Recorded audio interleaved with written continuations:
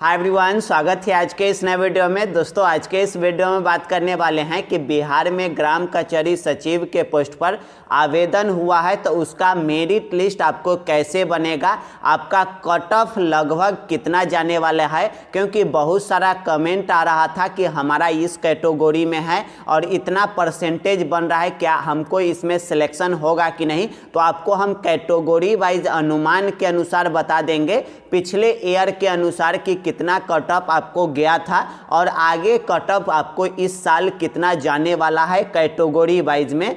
और साथ ही साथ ये भी बताएंगे कि इसमें सिलेक्शन किसके द्वारा आपको कराया जाएगा। और बहुत सारा कमेंट आ रहा था कि सर हम जिस पंचायत के लिए आवेदन कर दिए हैं उस पंचायत में तो भर्ती है ही नहीं, मिस्टेक से हम भर दिए हैं, क्या सुधार होगा कि नहीं। आगे जो गलती किए हैं, शपथ पत्र अपलोड करने में मिस्टेक कर दिए हैं या कोई तरह की आप गलती किए हैं इस फॉर्म को भरते समय, तो क्या इसका क्या समाधान है ये भी आप बता दीजिए। तो आज के इस वीडियो में इस भर्ती से रिगार्डिंग जो भी आपको मन में कंफ्यूजन चल रहा है, एडवर्टाइजमेंट के अनुसार आपको डिटेल्स बताएंगे। तो वीडियो आपके लिए बहुत ही खास होगा, वीडियो को अंत तक देखिएगा ताकि आपको पूरी जानकारी हो सके। चलिए वीडियो को शुरू करते हैं। दोस्तों, आप नोटिस देख सकते हैं, ये जो नोटिस है यहाँ देख सकते हैं, बिहार सरकार पंचायती राज विभाग के द्वारा जो एडवर्टाइजमेंट निकाला गया था वो एडवर्टाइजमेंट का नोटिस खोल लिए हैं। यहाँ नीचे आप आ जाइएगा स्क्रॉल करके, तो यहाँ देख सकते हैं,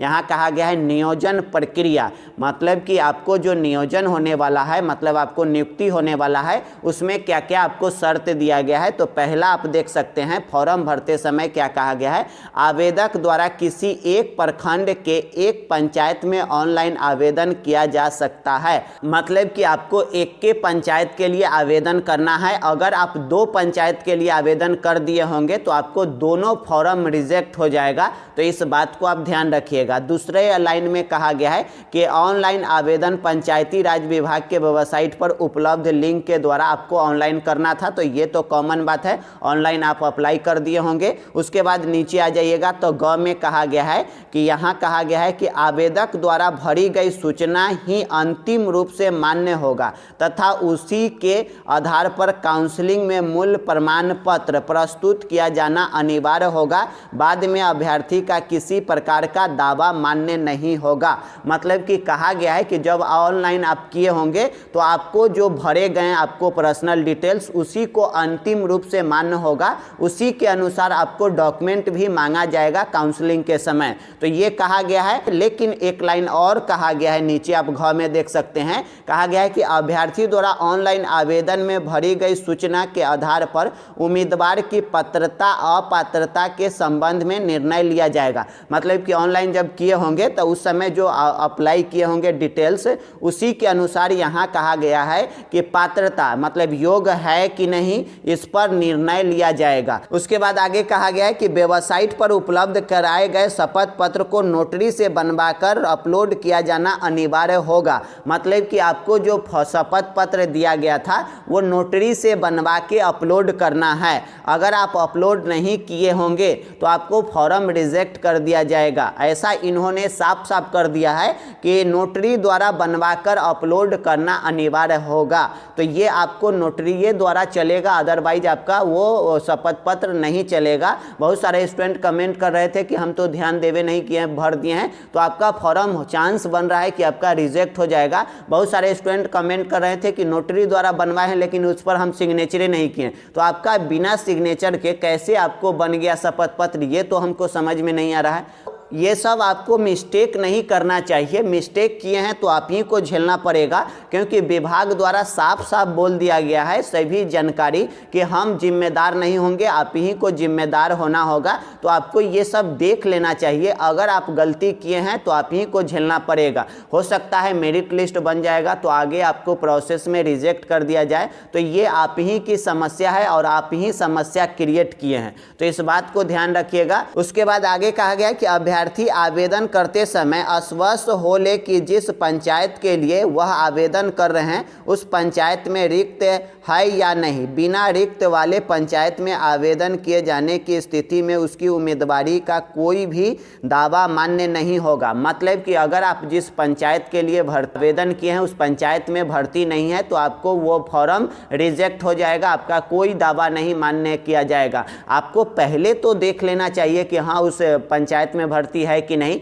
अब कहिएगा कि इसके बारे में आप पहले क्यों नहीं बताए, ये सब जो अभी हमको बता रहे हैं तो वीडियो जाके देखिए। हम जब भर्ती आया था तो उसी दिन आपको डिटेल्स जानकारी दिए थे कि आपका नियोजन प्रक्रिया क्या है, क्या क्या आपको गलती नहीं करना है, ये सब जानकारी आपको दिए थे। अगर आप उस वीडियो को नहीं देखे हैं तभी आप गलती किए हैं। अगर आप गलती किए हैं और डॉक्यूमेंट वेरिफिकेशन या काउंसलिंग में आप भाग लेते हैं तो जो चीज़ आप गलती किए हैं उससे रिलेटेड जरूर एक हाफी डिफिट ले जाइएगा ताकि वहां आप प्रस्तुत कर सके, एक आप साबित कर सके। अगर आप नहीं बनवा के ले जाते हैं तो क्या साबित कीजिएगा, वहां तो डायरेक्ट रिजेक्ट कर देगा। तो इसीलिए एक हाफी डिफिट बनवा के ले जाइएगा ताकि रिजेक्ट आपको कर रहा है तो आप एक हाफी डिफिट दे के सत्यापित आप अपने आप को कर सकते हैं। विभाग विचार करेगा तो आपको आगे प्रोसेस के लिए रख सकता है, एक्सेप्ट भी कर सकता है। तो ये एक ऑप्शन हम आपको दिए हैं, आगे आप थोड़ा सा वेट कीजिए, नोटिस आने दीजिए, आगे जो प्रोसेस होगा तो एक ऑप्शन आप जरूर रखिएगा।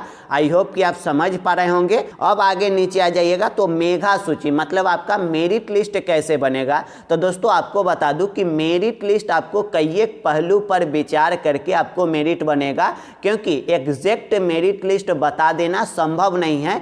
आपको जैसा कि पता होगा कि आप इंटर लेवल पर फॉर्म को भर सकते हैं। तो पहला तो बात कि सभी स्टूडेंट जो इंटर किए हैं वो अप्लाई किए हैं, उसके बाद जो ग्रेजुएशन किए होंगे वो भी अप्लाई किए होंगे क्योंकि वो भी तो इंटर किए हुए हैं। तो ग्रेजुएशन जो किए होंगे उनको 10 नंबर का वेटेज मिलेगा। उसके बाद जो पीजी किए हैं तो उनको भी फॉर्म भरने का मौका दिया गया है और उनको कहा गया है कि 20% तक मौका दिया गया है। जैसा कि यहाँ देख सकते हैं कहा गया है कि डिग्री धारक मतलब ग्रेजुएशन किए हुए हैं तो 10% का वेटेज मिलेगा और पीजी किए हुए हैं तो 20% का वेटेज मिलेगा। उसके बाद यहाँ कहा गया है कि जो ग्राम कचहरी सचिव पहले से हैं तो ये प्रति वर्ष के अनुसार देख सकते हैं 2.5% का वेटेज मिलेगा। तो उसका अनुसार भी आपको मेरिट लिस्ट पर अलग अलग असर पड़ सकता है। तो कई एक बिंदु पर विभाग द्वारा मेरिट लिस्ट देखकर बनाया जाएगा तो उस अनुसार से कट ऑफ कितना जाएगा। तो एक अनुमान के अनुसार हम कई एक विभाग के आपको जानकारी से हम आपको बताते हैं। जैसे कई एक विभाग के द्वारा जो मेरिट बेसिस पर आपको सिलेक्शन हुआ है उसके अनुसार से आपको एक अनुमान के तौर पर एक इकट्ठा किए हैं कि आपको कट ऑफ कितना इस साल के जाने वाला है। तो अगर आप जनरल कैटेगरी के अंतर्गत आते हैं तो अगर आपको 85 से 95 नंबर के बीच में है परसेंटेज बन रहा है तो आपका इसमें सेफ स्कोर है, आपको मेरिट बन सकता है। वहीं अगर आप ईवीसी के अंतर्गत आते हैं तो आपको 80 से 85% के बीच में नंबर है तो आपको मेरिट बनने का चांस बन रहा है, सेफ स्कोर में आप हैं। उसके बाद आपको बता दें SC ST के अंतर्गत आते हैं तो आपको 70 से 80% है तो आप निश्चिंत रहें, आपको हो सकता है मेरिट बन सकता है, आप सेफ स्कोर में हैं। ये सभी परसेंटेज में उतार चढ़ाव आपको देखने को मिलेगा, हो सकता है इससे कम भी होगा, इससे ज़्यादा भी हो सकता है, लेकिन एक अनुमान के तौर पर बता दिए हैं। क्योंकि बहुत सारे स्टूडेंट कमेंट कर रहे थे कि हमारा इस कैटेगरी में है, इतना परसेंटेज बन रहा है, क्या मेरिट बनेगा कि नहीं। तो जैसा कि हम कई एक सर्वे के अनुसार बताए हैं कि इतना होगा तो आप एक सेफ स्कोर में हैं। आगे विभाग द्वारा आपको मेरिट लिस्ट आएगा तो आप देख लीजिएगा। एग्जैक्ट कोई नहीं बता सकता है कि आपका मेरिट लिस्ट कितना एग्जैक्ट बन जाएगा, इतना ही बनेगा। ये विभाग का मामला है, विभाग कितना परसेंटेज पर निकालेगा और फॉर्म किस अनुसार से भराया गया है। क्योंकि बहुत सारे स्टूडेंट CBSE बोर्ड से भी किए हुए हैं, उनका परसेंटेज अच्छा खासा रहता है तो वो लोग फॉर्म को भर दिए होंगे तो आपका ये कट ऑफ हाई ही चल जाएगा। अगर केवल बिहार बोर्ड के कैंडिडेट भरे होंगे तो कट ऑफ एकदम डाउन रहेगा, आप निश्चिंत रहें। तो आई होप कि आप समझ पा रहे होंगे। तो एग्जैक्ट तो कोई नहीं बता सकता है, लेकिन एक अनुमान आपको बता दिए हैं। कितना सही है ये मेरा अनुमान आप कमेंट करके ज़रूर बताइएगा। वहीं आपको जो बता दे कि इसमें सिलेक्शन किसके द्वारा होगा, तो यहाँ देख सकते हैं पहला दिया गया है कि ग्राम कचहरी सरपंच आपके होंगे पंचायत के, वो अध्यक्ष रहेंगे। तो इनसे बातचीत अच्छे से कीजिएगा, इन्हीं के द्वारा आपको मेरिट लिस्ट भी बनेगा और इनका अहम रोल होगा, तो इस बात को ध्यान रखिएगा। उसके बाद ग्राम कचहरी उप सरपंच आपको सदस्य होंगे, तो उप सरपंच आपके पंचायत में होंगे, वो सदस्य बनेंगे इस भर्ती में। और उसके बाद प्रखंड विकास पदाधिकारी मतलब डीएम साहब या इनके द्वारा चयनित जो अधिकारी होंगे वो सदस्य सचिव होंगे। तो इन तीनों को मिलाकर आपको जो भर्ती प्रक्रिया आगे कराई जाएगी, तो इन लोगों से थोड़ा सा ठीक से बातचीत कीजिएगा, आप इनको रिस्पेक्ट दीजिएगा ताकि आपको ये भर्ती करा सके। आई होप कि आप समझ पा रहे होंगे। तो इस नोटिस को हम टेलीग्राम पर दे देंगे, वहाँ से आप इसके बारे में डिटेल्स जानकारी ले सकते हैं। ये जो भी हम आपको जानकारी दिए हैं ये आपको नोटिस के अनुसार दे दिए हैं। आगे जो भी नोटिस आता है इससे जुड़ी तो आपको ज़रूर अपडेट करेंगे। आप चैनल से जुड़ जाइएगा, चैनल को सब्सक्राइब करके बेल आइकन को दबा लीजिएगा ताकि इससे जुड़ी जो भी अपडेट आता है छोटा से लेके बड़ा तक आपको हम जानकारी देते रहेंगे। चलिए, ये वीडियो आपको पसंद आया होगा तो एक लाइक ज़रूर कीजिएगा। वीडियो देखने के लिए आपको बहुत बहुत धन्यवाद।